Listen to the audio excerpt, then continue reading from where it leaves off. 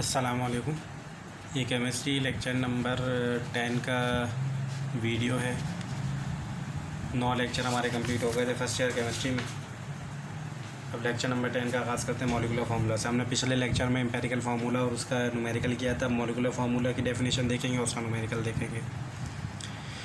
तो एक वर्ड का फ़र्क है एम्पेरिकल और मॉलिक्यूलर में। एम्पेरिकल में तो हमने देखा था जो सिंपलेस्ट रेशो बताए, जबकि molecular formula the formula of a compound which represent the actual number of atoms. जितने भी एलिमेंट मौजूद हैं उनको अगर एक्चुअल नंबर जो फार्मूला बताए उसे मॉलिक्यूलर फार्मूला कहते हैं। जैसे हमारे पास एम्पेरिकल फार्मूला तो CH है, 1 लिखने की ज़रूरत नहीं। अब C2H2 ये इसका एक्चुअल है या मॉलिक्यूलर है, C3 है, C4 है, C5 C6, तो ये सारे एक्चुअल हैं और मॉलिक्यूलर फार्मूला, इन सब का एम्पेरिकल एक ही है। इसी तरीके से ये भी हैं।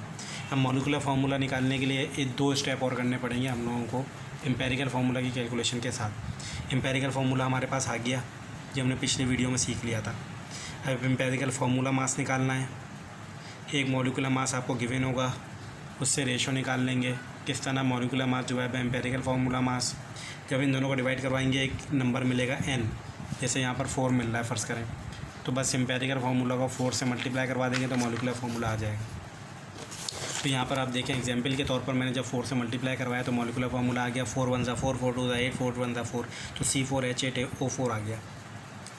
तो ये मॉलिक्यूलर फार्मूला निकालने का तरीका है। अब इसका न्यूमेरिकल भी देख लेते हैं। 1.75 ग्राम ऑर्गेनिक कंपाउंड, डेटा बना लेते हैं। वेट ऑफ ऑर्गेनिक कंपाउंड 1.75 है। ऑन कंबस्शन जब ये जला 3.94 ग्राम हमें कार्बन डाइऑक्साइड मिली और 1.08 ग्राम वाटर मिला। हमें बताइए कि मॉलिक्यूलर फार्मूला क्या होगा। और मॉलिक्यूलर मास हमें गिवन है 198। तो सबसे पहले परसेंटेज निकलती है। पहला स्टेप है परसेंटेज निकालना। तो calculation for percentage of carbon and oxygen, hydrogen और ऑक्सीजन। तो परसेंटेज ऑफ कार्बन का फार्मूला आपको याद होना चाहिए। एटॉमिक वेट ऑफ कार्बन 12 होता है, मॉलिक्यूलर वेट 44 होता है। Given weight of carbon dioxide हमारे पास 3.94 है। Given weight of organic compound 1.75 है। मल्टीप्लाई बाय 100 करूँगा तो 61% आ जाएगा। इसी तरीके से परसेंटेज ऑफ हाइड्रोजन का ही फार्मूला लगाऊंगा। Molecular weight of hydrogen, molecular weight of water, given weight of water, given weight of organic compound. इसकी परसेंटेज आ गई 6.85। अब जब 2 परसेंटेज आ जाती है और उनका सम 100 नहीं हो रहा होता तो परसेंटेज ऑफ ऑक्सीजन भी निकाली जाती है। तो 100 से इन दोनों को माइनस करवा दूँगा।